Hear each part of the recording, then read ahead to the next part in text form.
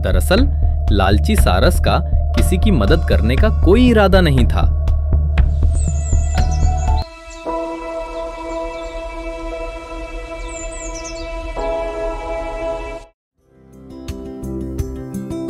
बहुत समय पहले एक शांत जंगल के बीचों बीच एक बड़ा सा तालाब था।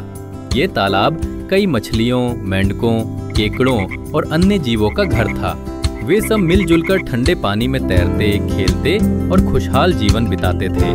इन्हीं के बीच एक बूढ़ा सारस भी रहता था, एक लंबा सफेद पक्षी जिसकी टांगें लंबी थीं और चोंच तेज थी। लेकिन बाकी जीवों से अलग सारस अब आलसी हो चुका था। उम्र बढ़ने के साथ उसने मेहनत से मछली पकड़ने की इच्छा खो दी थी। अब वो आसान तरीके से भोजन पाने की चालाक तरकीबें सोचता रहता था। एक दिन सारस उदास मन से तालाब के किनारे एक चट्टान पर बैठा रहा, मानो किसी गहरी सोच में खो गया हो।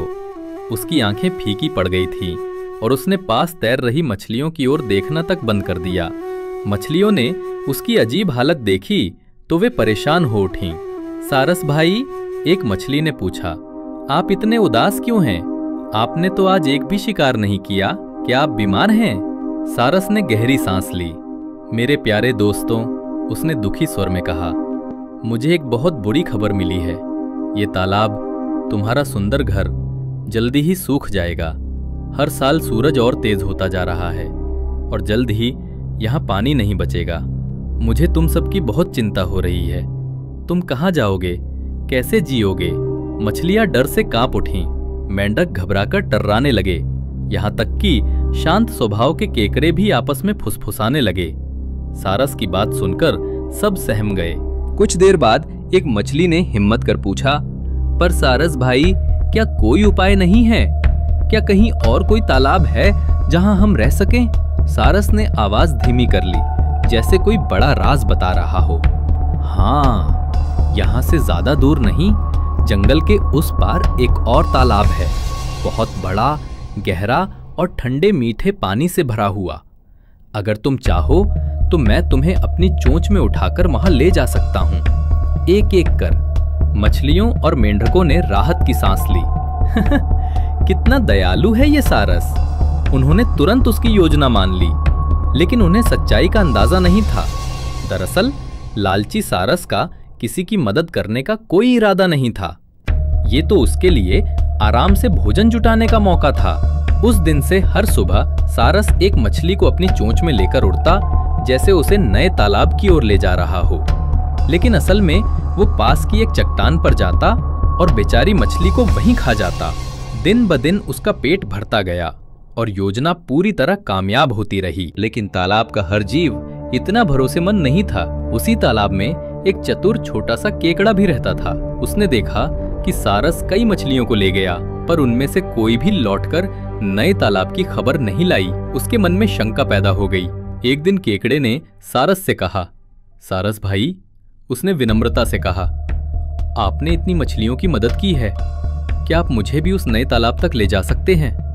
मेरे पंजे अब बहुत थक गए हैं और मैं भी एक सुरक्षित घर चाहता हूँ। सारस ने चोंच चाटी और मन ही मन सोचा, वाह, मछलियों के बाद ये तो मजेदार बदलाव होगा। फिर बोला, जरूर मित्र, मेरी पीठ पर बैठ जाओ, मैं तुम्हें भी वहां ले चलता हूँ। केकड़ा सारस की पीठ पर बैठ गया और दोनों आसमान में उड़ चले। कुछ देर तक केकड़ा जंगल का नजारा देखता रहा, लेकिन जल्द ही उसे कुछ अजीब लगा। सारस किसी तालाब की ओर नहीं, बल्कि उसी चट्टान की ओर जा रहा था जहां ढेर सारी मछलियों की हड्डियां बिखरी पड़ी थीं। केकड़े की आंखें चौड़ी हो गईं। आह, अब मुझे सच्चाई समझ आई। उसने सोचा, ये सारस हमें शुरू से ही धोखा दे रहा था। उसने किसी को भी नए तालाब तक नहीं पहुंचाया, वो सबको खा गया। सारस दुष्ट हंसी हंसा। मेरे प्यारे केकड़े, कोई नया तालाब नहीं है। मैंने मछलियों को मूर्ख बनाया और अब तुझे भी खा जाऊंगा। तैयार हो जा मेरे भोजन बनने के लिए। लेकिन केकड़ा भी चालाक था। उसने अपने तेज पंजों से सारस की लंबी गर्दन कसकर पकड़ ली। नहीं सारस, उसने दृढ़ स्वर में कहा, तुमने निर्दोष जीवों को बहुत खा लिया। अब तुम्हें अपने लालच और झूठ की सजा मिलेगी। पूरी ताकत से केकड़े ने दबाव बनाया। सारस फड़फड़ाता रहा, पंख मारता रहा, लेकिन अब बहुत देर हो चुकी थी। केकड़े के पंजे और कसते गए जब तक कि दुष्ट सारस धरती पर गिरकर प्राणहीन न हो गया। फिर केकड़ा धीरे धीरे तालाब की ओर लौटा।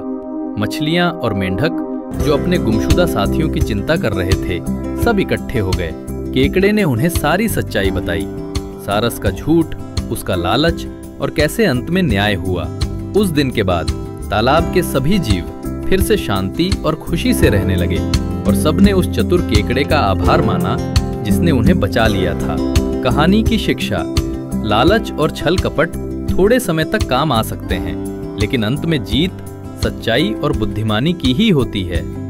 अगर ऐसी कहानियां आपको पसंद आती हैं, तो हमें जरूर बताइए कि अगली बार कौन सी नैतिक कथा सुनना चाहेंगे।